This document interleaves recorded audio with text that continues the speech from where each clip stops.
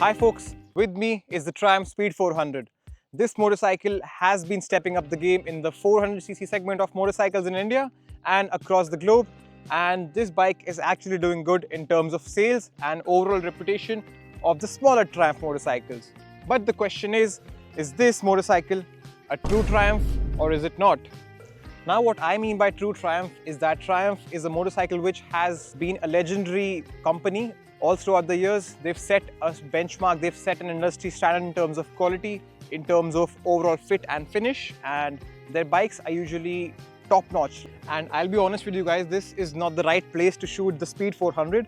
The right place should have been on the roads where tarmac is, because this is what this bike is built for. This bike is missing the knobbies, the semi-off-road tires, which is on the Scrambler, which is its sibling, a twin sister, but with a few genetic differences. I do have a video on the Scrambler 400X as well, which is there on my channel. The link should be somewhere on the screen. Now the only reason that I'm shooting on off-road terrain with the bike meant for road and tarmac is that I'm still a bit camera conscious and I'm not very familiar with setting up a tripod, which I have set up just now. And let's move on with the video. To start off with the video, let's talk about the looks, which are actually my personal favorite on this motorcycle. Although I do not relatively resonate with the overall smaller Triumph factor, because Triumph has always been a brand which I, in my mind, have the perception of being a big motorcycle, like 600, the Daytona 675, and now the Speed Twin 1200. So Triumph has always been a very premium brand in my head, and I always believe that a brand should stick to what they actually are meant for. Downsizing actually kills a lot of the reputation part. There is one factor which not a lot of motorcycle reviewers or a lot of motorcycle vloggers don't talk about, is the overall aesthetics. And this bike is aesthetically quite pleasing. I mean, the designers have done a top job in terms of maintaining the overall aesthetic of the bike. They've left no absolute missing panel gaps, no empty spaces, and the bike looks very packed and a very beautifully put together machine. Like the engine, the overall casing, the side panels, there are no empty gaps in between, which makes this bike very aesthetically pleasing. And the front golden big piston forks really add up to the overall charm of the motorcycle. It absolutely looks quite pleasing, very well put together motorcycle. The engine is nice and compact. The panel complements it perfectly with the perfect element of brushed aluminium here and there, which completely add up to the overall charm of the motorcycle. The color schemes are also top on this motorcycle. The red, blue and the white color really look very good. The white color is recently launched. They call it the pearl white with the hint of grey here and there. They call this grey the pewter grey.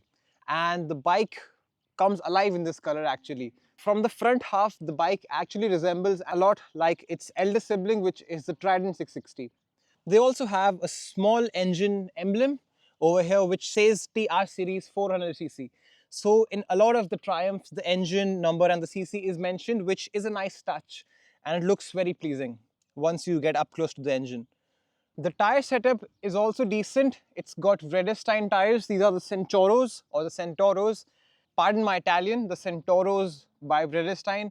Both of the front and the rear wheel share a similar profile and they are 17 inches. This motorcycle is a demo bike, and if I was the owner of this bike, I would actually do a tail tidy because it does look a bit more neater with a tail tidy. I would chop the rear end a bit. I would prefer a more cafe racer look on this motorcycle because I believe this bike is meant to be a cafe racer owing to the performance it gives and also the maneuverability and the agility, which we'll talk about later once we get on the bike and start riding. There is something which I mentioned in the video of the Triumph Scrambler also, which is the quality. This is a switchgear of this motorcycle and it isn't up to the mark. See how fiddly it feels. It doesn't feel Triumph at all. I mean, this is a premium motorcycle. The brand is premium. But again, what is this Triumph? These are small details which actually mean a lot to me. I mean, this is a direct point of contact with the motorcycle and it has to feel premium. The LED looks absolutely stunning, both from up front and the rear. It's got a constantly on front and rear light, which looks very good. I'm somewhere between 5'7" and 5'8", and here's how I match up with this bike. Both of my feet completely hit the ground flat. It is a decent position. The handlebar is perfectly fine. It's not too wide, it's not too narrow. So if I was to own this bike, I would actually prefer clip-ons and make it into a cafe racer. I think we've done enough talking. Now it's time for us to hit the road and talk you over about the bike. Okay folks, so I've put on my helmet. It's time for us to go and talk you guys through the ride feel of the bike. Okay, let's hop on.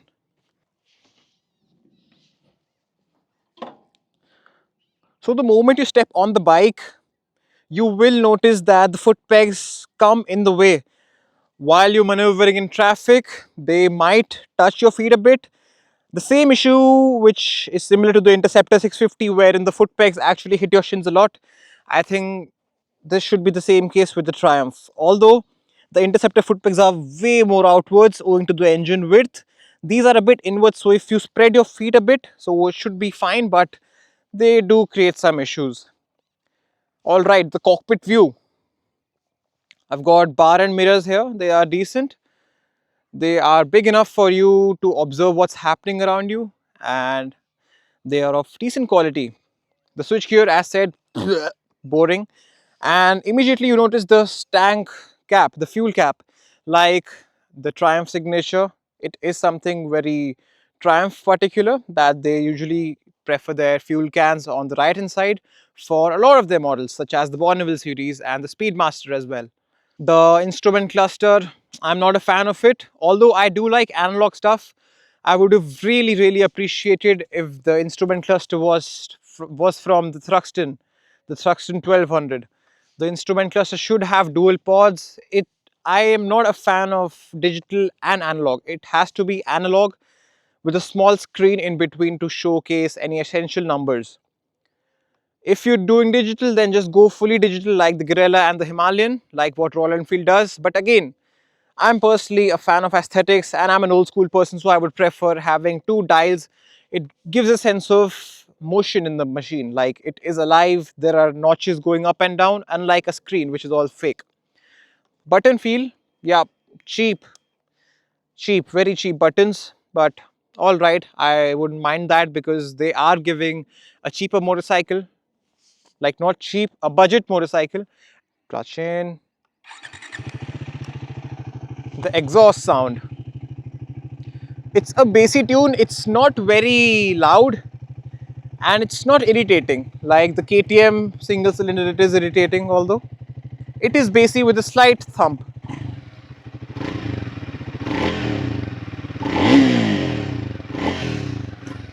Vibrations do come in at around 6,500 RPM, and yes, turning radius, not impressive.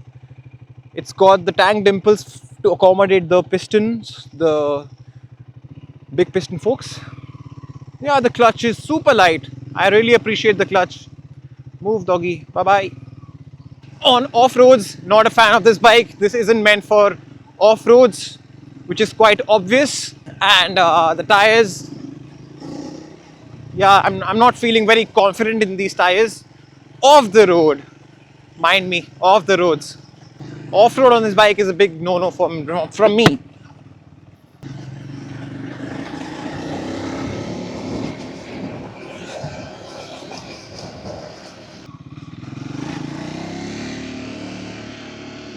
We'll clean the tires a bit because it has dust on it.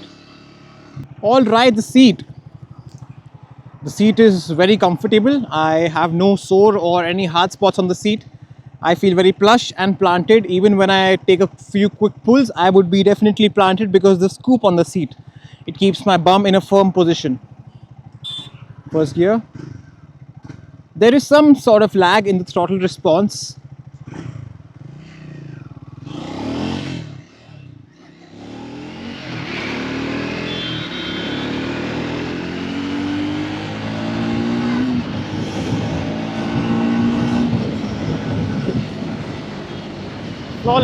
Flawless. The bike is relatively slower than the Guerrilla.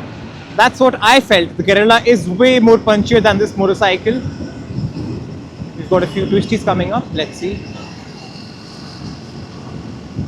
Beautiful. I think it has something to do with the tires that the handling is so good on this bike, because Redestein, all I've heard is good for this brand.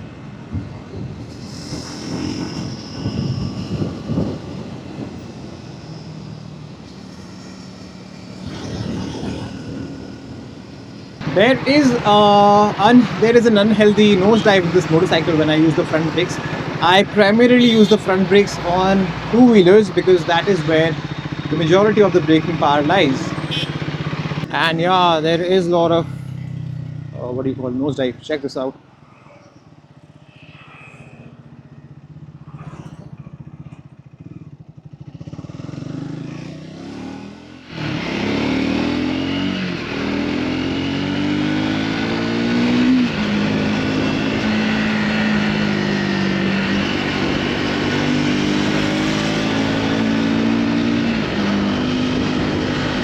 Yeah, man, she can handle. She can handle.